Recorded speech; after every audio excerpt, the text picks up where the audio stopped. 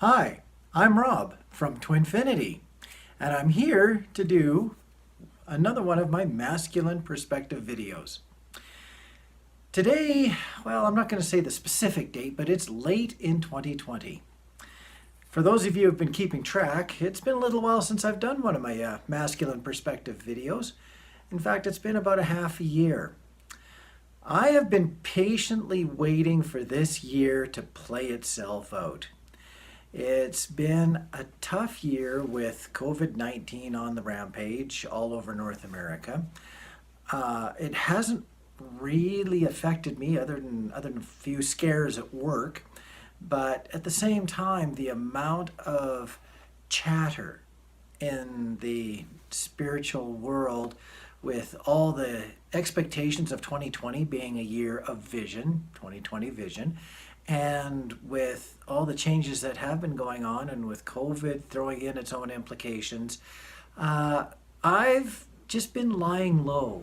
It really hasn't been the time with all this change that's been happening for so many people. It really hasn't been the year I thought to spend a lot of time doing videos. And so I've been patiently waiting for the right time. And patience is now stretched out to, well, close to 6 months. Yeah, I'm tired of waiting for the right time. So here I am with another one of my masculine perspective videos. First question. Actually, first question is going to be a blend of two questions because yes, I've got the clipboard and it's got paper on it, and I was noticing reading ahead, yes, I actually read ahead on these questions. I noticed the two questions were almost the same question, just from different points of view. So I'll combine them into one. First one is, how do you get the masculine's trust back? I didn't consciously hurt him, but it happened. He hasn't forgiven me in 7 years despite my apologizing. He says it was me who crosses the line. And then the other question, other side of the page, of course, is how to build trust after the deception of the divine masculine. So one question is about how does the feminine rebuild the trust in the masculine? And the other question is more about how does the masculine rebuild trust after they feel like they've been deceived. I hope I've got that right. It is two different perspectives. And really the one I'd like to tackle first is, what can the feminine do to rebuild trust in the masculine after the masculine has deceived the feminine? I'm going to answer it from that point of view first. That is, trust is gained when a pattern of positivity has been established. Trust is broken when a pattern of positivity that was relied upon no longer can be trusted to be there in the way that it was natural and healthy before. So to rebuild trust in the masculine, like to trust the masculine again, requires a change from the masculine. Because once trust is broken, generally it requires a different foundation to build from. Sure, some of the old foundation might still be there and might be of some use, but a fresh foundation, a fresh point of view is really required, because if you just go back to the old pieces being broken are too much of a reminder of what has happened in the past. You'll end up dwelling on what broke the trust, not what created the trust, because when that trust has been broken, it's about what did it, not what originally built that trust. So a different perspective coming from the divine masculine is almost imperative. It needs to be almost like a fresh start. So if you keep on looking at the masculine and seeing nothing to rebuild that foundation of trust on, believe that. Wait until there's been enough growth in the masculine that the masculine is actually not only presenting itself, but being part of what it's presenting as being, as far as being something different and not likely to break the trust in the same way that it happened before. If you go right back to that original trust and try to come back from there again, it almost starts to mimic that definition of insanity, of doing the same thing over and over again and expecting different results. Something has to change if you need different results, and a broken trust is one of the more fragile things to rebuild. It's really, really delicate. It really has to be different so that it isn't that constant reminder. Now, the opposite side of that question is, how does one get the divine masculine to trust the divine feminine after the feminine appears to have hurt the masculine? Now, that's a little bit tougher because it's all depending what was done to hurt the masculine. Sometimes, if the masculine is saying, stop overloading me with information, and the feminine just keeps on pushing with information, the masculine will just slam the door and say, okay, I've had enough. This is going to be a broken record. I can't handle hearing it, so therefore I've got to close the door, and that really hurts, but I just can't take this the way that it is. That's one way that the divine masculine gets hurt. We'll have to come back to that. Hopefully I remember. We have to come back to that before I go on to my second and third points here. One of the other ways that the masculine really gets hurt is when the masculine is asked to do something that they don't want to do. One of the most common things that we hear is, hi, blow up your life and come join me because we're twin flames. And then meanwhile, the masculine has got responsibilities, maybe relationships, other family members that they need to take into consideration. And of course, it would be very healthy for them to do so in many ways before their life would be capable of being changed to go in a different direction. And it might, oftentimes, if the female feminine style energy pushes too hard on that topic, it may seem like a disrespect for where the masculine is. And that disrespect, as much as the feminine energy doesn't realize that they've stomped on it, when you've disrespected someone else's energy, or at least they perceive it as disrespect, that's going back to a breaking of trust again. And often that is harshly judged. And that sometimes is where some of the silence comes from. Because if the feminine energy gets noted as being not kind, not thoughtful, why would the masculine energy want to get anywhere near that again? It's almost like showing a form of true colors, or at least that's how the masculine would interpret it, especially since masculines in some ways, especially in life, have been always taught to be on their guard for being misled and deceived. Feminine energies too, so it does work both ways. So it's depending upon whether it's what the masculine has been asked to do or what the masculine has actually experienced and seen. That's been the deception that makes subtle differences on how to rebuild that trust, get the masculine to retrust the feminine energy, the feminine side. Really, it's like going back to the first statement. When damage has been done, it now becomes, that famous word, it now becomes the template of communication.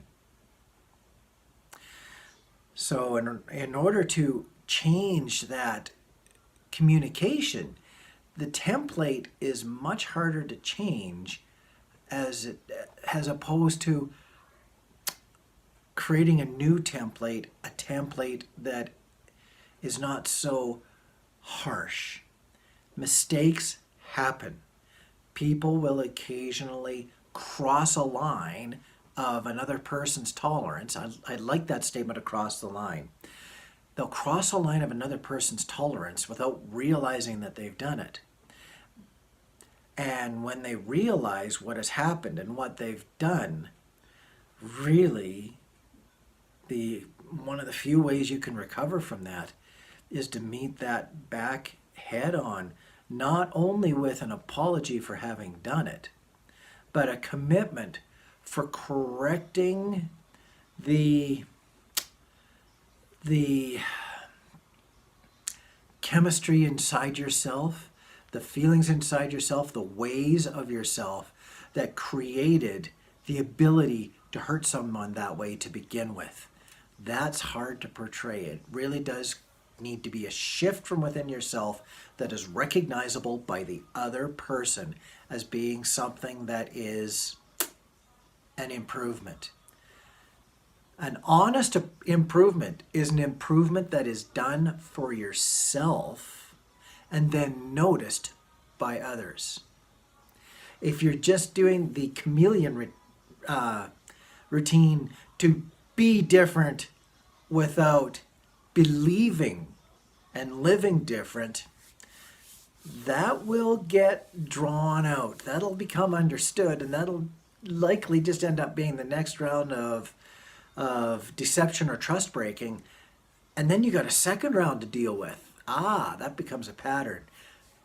Don't go down that route. If you need to change within yourself first, and do it honestly within yourself, and then let the world or the person you're trying to be in communication with, let them see that, understand that, and let them build the trust. You can't build trust within someone else. You have to do your portrayal, your change within yourself, and they, based upon the evidence that they get from you, have to start their own trust building process. That is so important. You can't build the trust. You can only supply the building blocks. Trust comes from within, not from the outside. So the other person has to build the trust. You have to supply the evidence to allow that trust to happen. I think I've bent that around enough. Next question. This is going back to something that I've said before. That sometimes happens. Things I say come back to haunt me and require more clarification. It's the chances you take. It's sometimes very fun. I apparently said, and I think I remember this from before, that the divine feminine are more in tune with their intuition, having had time to understand, and they have a hard time, understanding why the divine masculine is so puzzled when it comes to intuition. The person asking the question here says, I always thought that feminine energy was more damaged and repressed, but in the last while, that I'm finding out that masculine energy is way more damaged. I agree. As a masculine, you're simply cut from the source and manipulated constantly and not able to trust anyone. Don't necessarily agree. How much healing is needed for the masculine energy? Rob, here's a task for you. Think how this can be changed based on your experience. The questioner here says, I feel that fear is a big issue for both feminine and masculine, but they reflect differently. Is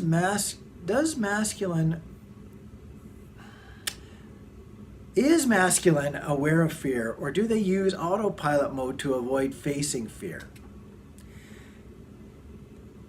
I think if you're aware of the feeling that you have two options to reason about it, or do you just use the old learned pattern to deal with it? That is actually a very interesting way of looking at things. I want to go back to the feminine energy and masculine energy portion and whether one is more damaged than the other. I think that humanity as a whole is right in the midst of a giant pendulum swing. It is presumed, and there is evidence, that thousands and thousands of years ago, a more feminine energy, a more matriarchal energy was in charge of running society. The feminine energies were guiding, and the masculine energies were more out doing the hunting gathering. Then there was a big change. The masculine energies realized that they had various forms of power that they could use to assert dominance. They started amongst themselves, but soon it spread out into societies, both masculine and feminine. And then the power changed from being the matriarchal to the patriarchal. It went from the female energy running the societies to the masculine energy running the societies. And that is where we are now. We've swung that pendulum about as far as it can go, and over the past, I don't know, maybe 100 years, with a long ways to go yet, the pendulum has just started to come off of the extreme and start to come back more towards a balance. There was strengths and weaknesses of the matriarchal societies, and then there was strengths and weaknesses very much of the patriarchal or masculine run societies. And with the matriarchal societies being at the beginning of history, of recorded history, we could see that there was a much more peaceful existence, much more cooperative existence amongst the societies than what there is pretty much now. So when you go back to talking about feminine energy being damaged and masculine energy being damaged, there's a lot of focus on the damage. The masculines have damaged themselves to the point that we seem to be more or less in warrior attitude. And the feminines have never let go of their more balanced, more even-keeled approach to things, where reconciliation and discussion, and sometimes some of the more blunt aspects, the more masculine energy, can be blended together to create results or cooperation, as opposed to, hi, I'm bigger and stronger than you, you're going to do what I say.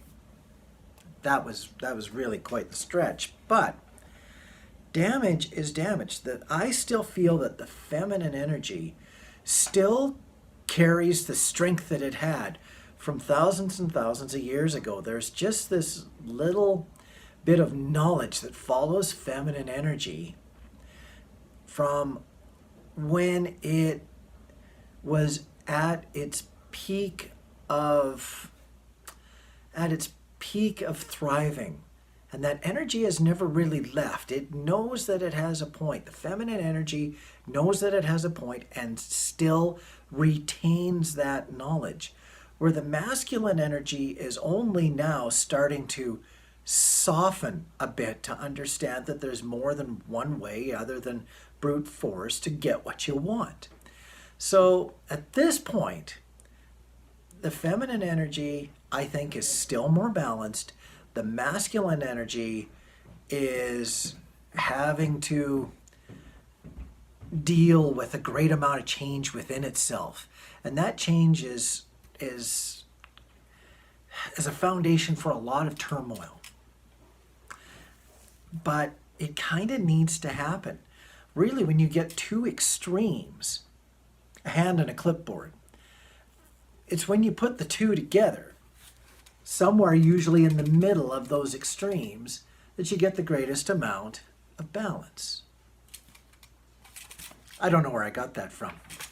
I needed a clipboard right then to describe balance. And yes, balance is, if you only have one heavy side, there is no balance. So well balanced, well capable, well diverse energies are far more capable of adapting to the other energies that are around them and other aspects of existence that are around them. So yes, I agree the masculine energy has got a long way to go. The feminine energy, I think, needs to stand up and still be noticed a little bit more.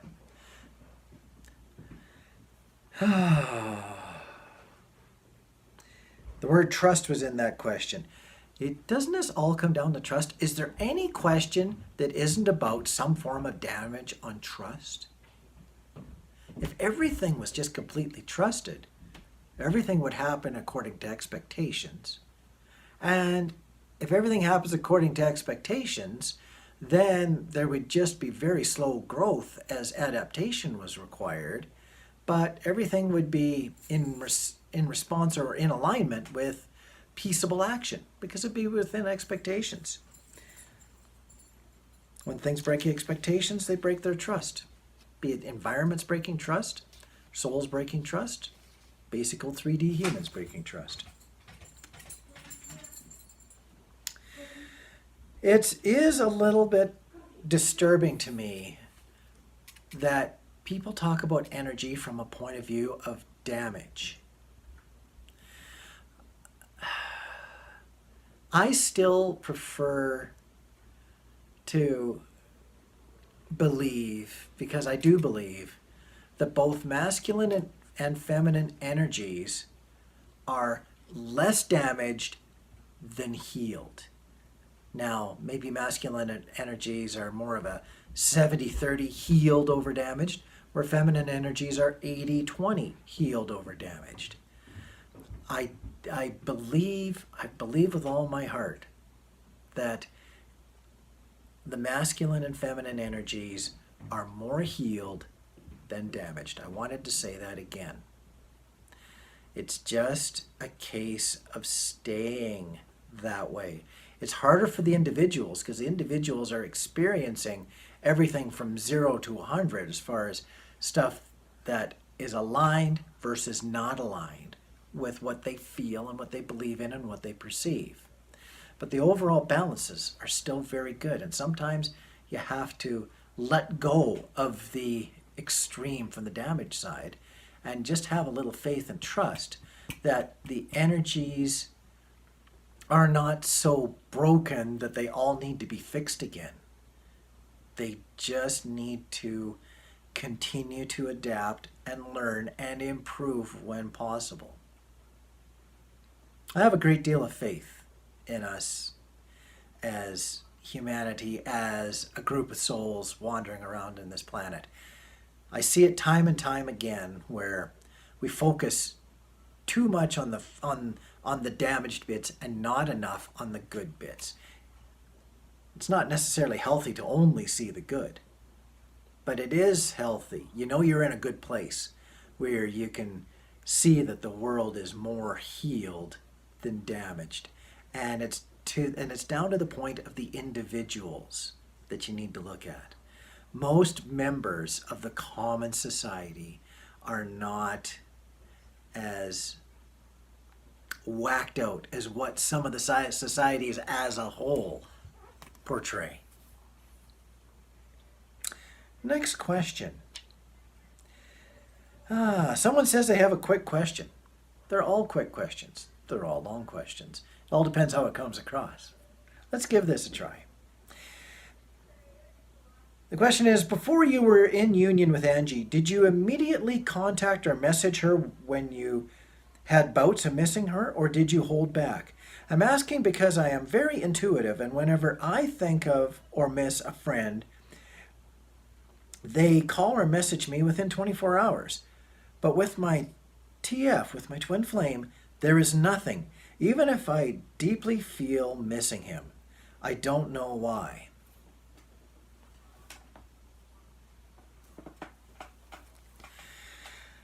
Wow. Someone that's willing to, well, I don't even know if the words admit, they're willing to state and understand that connecting with others around them is far easier, or seems to be far more intact than connecting or their connection with their TF. I would say that if you're capable of connecting with most other souls, I'm going to say souls that are part of your soul group, because your closest people around you generally have got a bit of a contract with you, a bit of an understanding, and oftentimes that contract appears to be written long before we show up on this fine little planet that we live on. So I would say that you're reading a little too much into your connection with your TF. You're probably taking too much responsibility for that connection not working. If your soul is good at communicating with others, it's probably just as good at sending out the energy or the communications with your TF. I would suspect it's the antenna on the other side, your TF, that is either not listening or filtering out everything that you're sending it, almost everything, because at some point you must have had some communication, or else you wouldn't have been able to really define that you two were a TF relationship. So I wouldn't be horribly concerned about the word blame. Oh, I just like that word. About blaming yourself. You can lay the responsibility on the other side for that, with the knowledge that you do communicate based upon what you get from other people. The question also said, before I was in union with Angie, did I immediately contact or message her when you had bouts and missing her? Yeah, I did. I tended to write that off, that needing to communicate, as bouts of courage. Now, courage can also be part of the word encourage or encouragement. Maybe Angie was trying to encourage me to be in contact, and I only felt that on my side it was just regaining courage to try to be back in contact.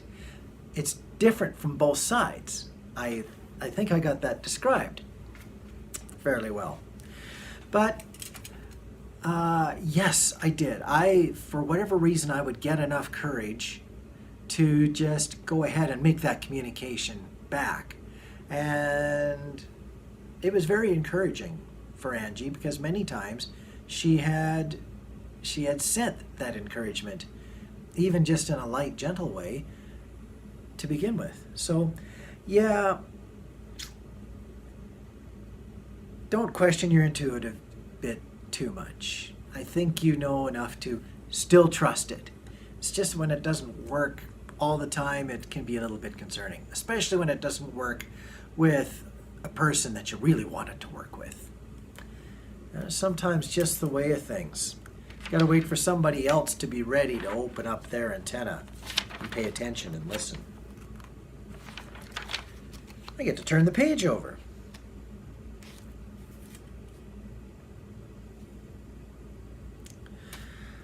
Okay, this question might sound vaguely familiar, but I'm going to vaguely try to answer it directly.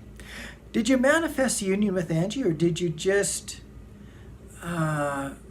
surrender on it or was it a mixture of both?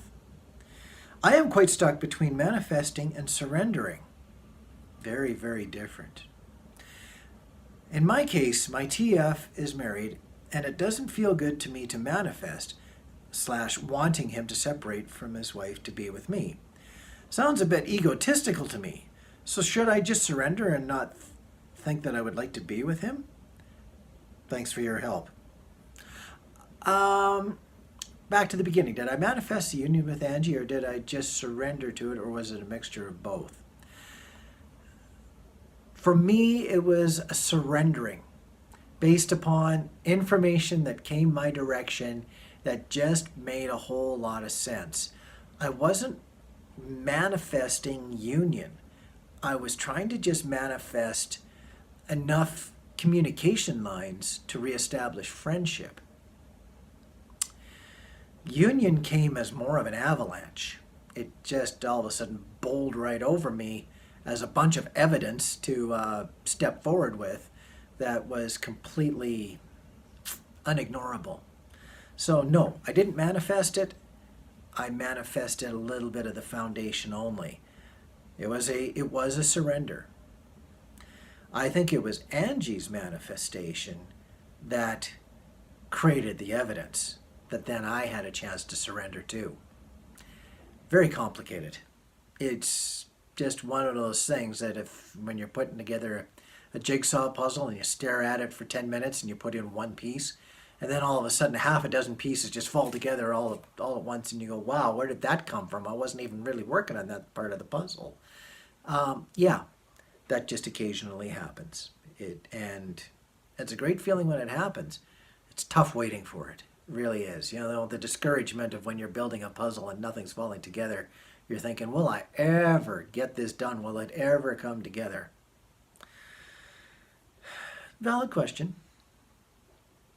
The bit about sounding a bit egotistical to just want your TF to separate from the life that they're in now to come together with you.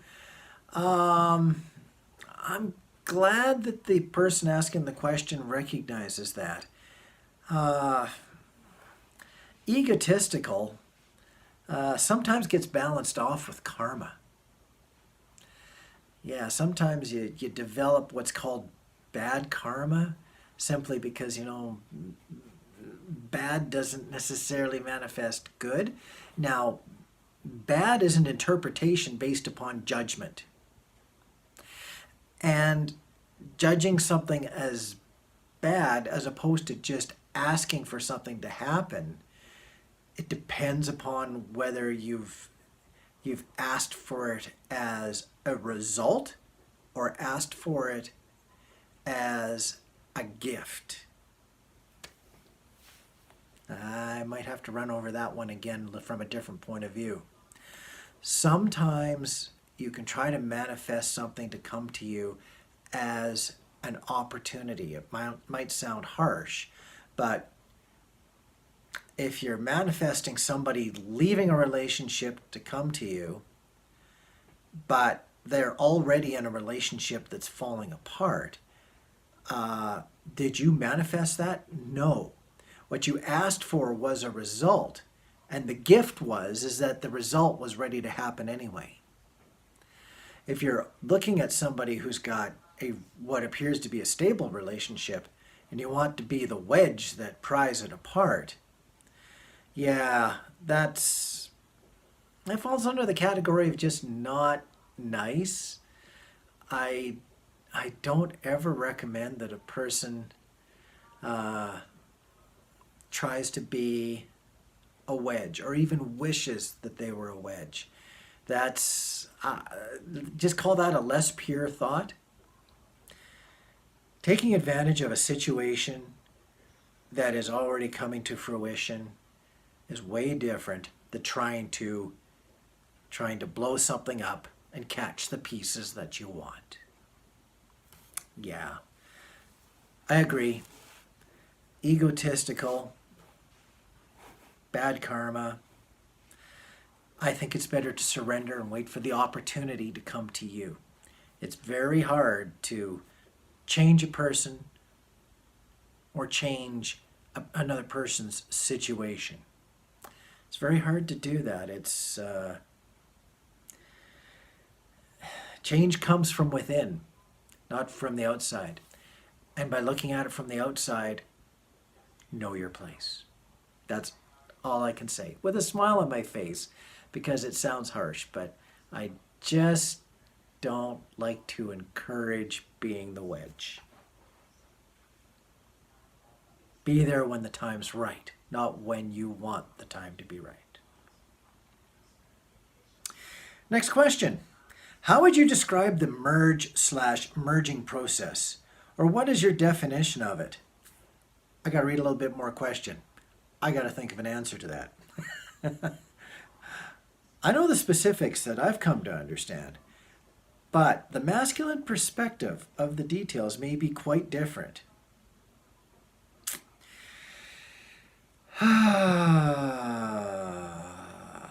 How would you describe the merging process? Let's put a hold on that. I'm going to go down to another question that is almost going to get the same answer as the question that's just been asked. And it's interesting that both questions come from people who are quite regular to being in communication and whatnot with Angie and I on Twinfinity. The other question is, I remember in one of your videos you said, there I am saying things again, you said that when you feel the electricity with your TF, there is no going back. So my question is when did you feel the electricity? Was it when you held Angie's hand or kissed her or became intimate with her? Can you please enlighten me? Thank you. So let's go back to the merging process versus the when you feel the electricity with your TF, there's no going back. They're both asking the same question. Some people wait for that spark of electricity, however it presents itself to them, and then they consider that to be part of the merging process. Others consider that there needs to be a bit of a merging before that spark of electricity has a pathway to follow. You don't create that. It creates itself. The merging process is very much based upon trust. It's very much based upon surrender. You can't change direction to merge with anything unless you trust it. But sometimes it's like standing on a ledge with just an imaginary piece of cloud in front of you, and you have to trust that when you step out on that cloud that there's going to be enough stuff there to support you. The merging process is very much like that leap of faith. But that leap of faith also comes from having that little bit of evidence, that little spark, that understanding. That spark that came to me from, to answer a little portion of that question, from when I first held Angie's hand. Sometimes when you touch somebody, it's like oil touching water. There is touch, but there's no contact. All touch but no contact. Wow, there's a tune from the past. I'm not going to go any further with that. But it is a good point. Other times, you get a touch where it's a completely smooth blend. Energy can just transfer that through that at the slightest of encouragement because the touch is even. It's accepted. It's an amazing touch. And the electricity then feeds the touch, which then feeds the electricity, which then feeds the touch. It's almost like the tingling touch of an almost dead 9-volt battery on your tongue, where it tingles, but it's gentle, like a dim light bulb in a big room that is just subtle and soft, but not so dim that it's useless. That's not doing what it needs to do. Just that perfect amount of gentle light that is smooth, that is smooth and soothing. I just combined those two words. That would have been interesting. So, yes, the electricity is more like a gentle buzz that is feeding off of the other energies, and it's very rare to have it be as smooth as it was when I first felt that buzz, that energy with Angie and I. That I took as part of the merging process. For me, it was very physical. For Angie, it was very spiritual. That is not a surprise knowing us. I take the physical and I expand it out to the spiritual. Angie takes the spiritual feeling and tries to get it to ground back into the physical. Between the two of us, we accomplish it. Sometimes we don't know how. That's fair. We don't have every answer in the world. But it's depending upon, the merging process is depending upon whether it's 3D or 5D merging, and it's usually, from what I've been able to garnish talking with other couples, it's usually one of the couple is very 5D, the other of the couple is very 3D, and they both gain a common understanding from the two aspects of a single merging event. They both get that confidence because they both recognize something that is special and unusual. And the merging is when it's accepted by both. I kind of felt the electricity. I'd have to ask Angie again what she actually felt. Maybe she'll address it in one of her own videos.